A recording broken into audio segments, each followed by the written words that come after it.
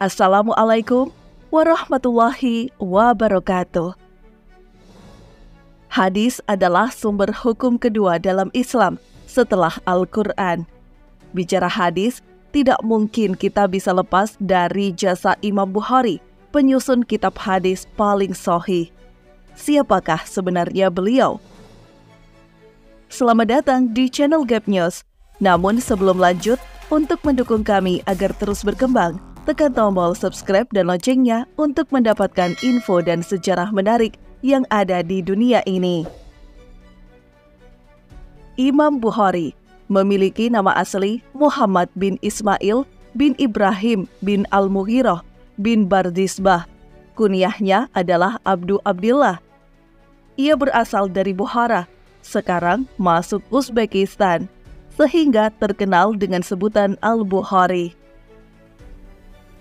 Ismail, ayah Al-Bukhari, adalah seorang ulama hadis di daerah Bukhara. Ia murid dari Imam Malik bin Anas, Hamad bin Zaid, dan Abdullah bin Mubarak. Ismail juga seorang pebisnis. Ia termasuk orang kaya, namun sangat berhati-hati dalam menjaga hartanya agar tidak tercampur dengan yang syubhat, apalagi haram. Muhammad bin Ismail lahir di Bukhara pada hari Jumat, tepatnya setelah sholat Jumat pada tanggal 13 Syawal tahun 194 Hijriah. Bukhara waktu itu merupakan wilayah Khurasan. Bukhara merupakan kota yang indah. Islam masuk ke sana pada masa Daulah Bani Umayyah. Sebelumnya, Bukhara merupakan ibu kota Samaniyin. Al-Bukhari dibesarkan di keluarga ulama yang sangat menjunjung ilmu dan adab. Demikian pula suasana ibadah dan ketakwaan keluarganya, terutama ayahnya yang seorang ulama. Namun tak lama kemudian, ketika Al-Bukhari masih kecil, sang ayah wafat. Jadilah Al-Bukhari menjadi anak yatim. Kendati demikian, di bawah pengasuhan sang ibu yang ahli ibadah, Muhammad bin Ismail tumbuh menjadi anak solih yang cinta ilmu. Sewaktu kecil, Imam Bukhari sempat mengalami kebutaan. Awalnya, penglihatannya berkurang. Makin lama makin tidak jelas, hingga tak bisa melihat. Sang ibu yang taat beribadah terus mendoakan Al-Bukhari, terutama di sepertiga malam terakhir usai sholat tahajud. Suatu malam, ibunda Al-Bukhari bermimpi. Nabi Ibrahim menemuinya dalam mimpi itu, lantas mengatakan, "Wahai ibu, sungguh Allah telah mengembalikan kedua mata putramu karena engkau sering berdoa kepadanya." Pagi harinya, keajaiban terjadi. Muhammad bin Ismail sembuh dari buta. Matanya kembali bisa melihat seperti sedia kala. Kejeniusan Imam Bukhari telah terlihat sejak belia. Ia telah hafal Al-Quran pada usia 10 tahun. Ia juga mulai hafal banyak hadis tanpa mencatat. Di usia itu, sewaktu masih belajar di Kutab hingga asar, Al-Bukhari tidak langsung pulang. Saat teman-temannya pulang untuk bermain, ia meneruskan membaca dan belajar. Semangatnya menuntut ilmu sungguh luar biasa. Dan lebih luar biasa lagi, kecerdasan yang Allah anugerahkan padanya. Dalam sekejap, Al-Bukhari bisa menghafal apa yang dibacanya. Pada usia 11 tahun, Al-Bukhari sudah menghafal banyak hadis beserta sanadnya. Karenanya, dengan mudah ia bisa mengoreksi ketika ada kesalahan hadis yang ia dengar. Suatu hari ada yang membacakan hadis. Sufyan dari Abu Az-Zubair dari Ibrahim. Al-Bukhari mengingatkannya, "Wahai Abu Fulan, sesungguhnya Abu Az-Zubair tidak meriwayatkan dari Ibrahim." Mendengar itu, orang tersebut malah menghardik Al-Bukhari. "Jika engkau memiliki catatan asli, bukalah catatanmu," kata Al-Bukhari tanpa rasa takut. Orang itu kemudian mengambil catatannya dan ternyata memang benar. Memang tertulis Az-Zubair, tapi bukan Abu Az-Zubair. "Engkau benar, nak. Lantas siapakah perawi itu?" kata pria tersebut menyadari kekeliruannya. Dia adalah Az-Zubair bin Adi. Lalu pria itu membetulkan catatannya.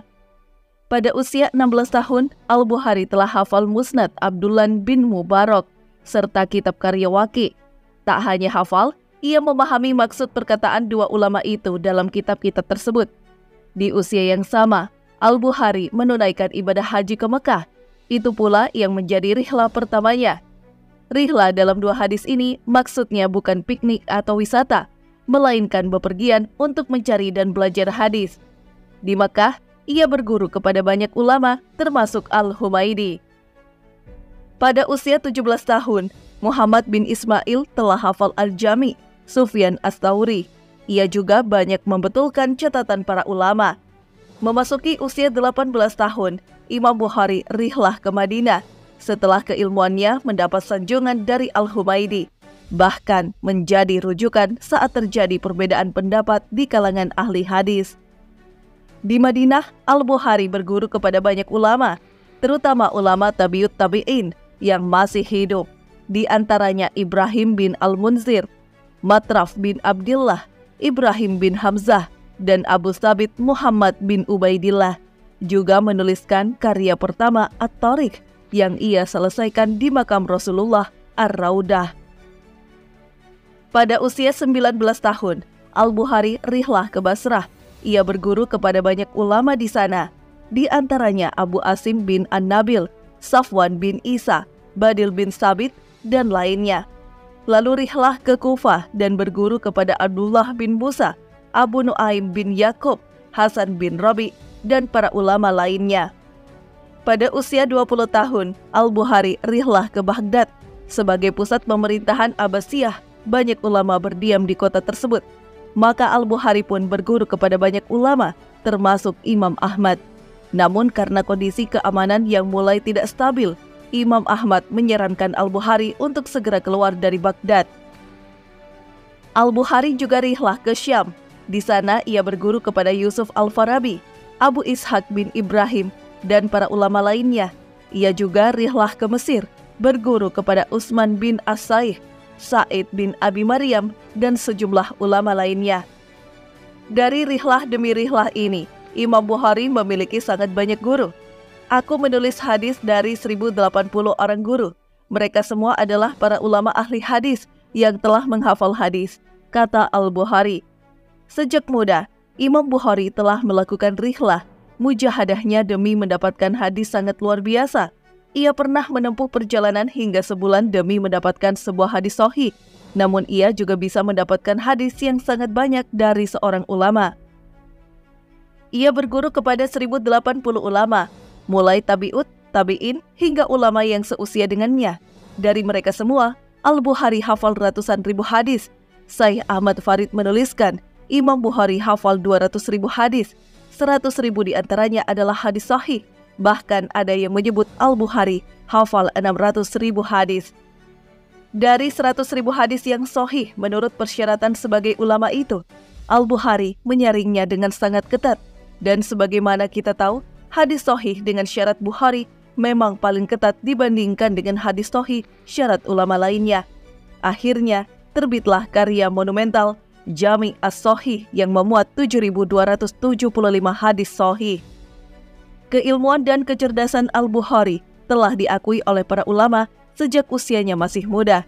Ketika masuk ke suatu kota, bukan hanya kaum muslimin secara umum yang menyambutnya, bahkan terkadang para ulama ingin mengujinya.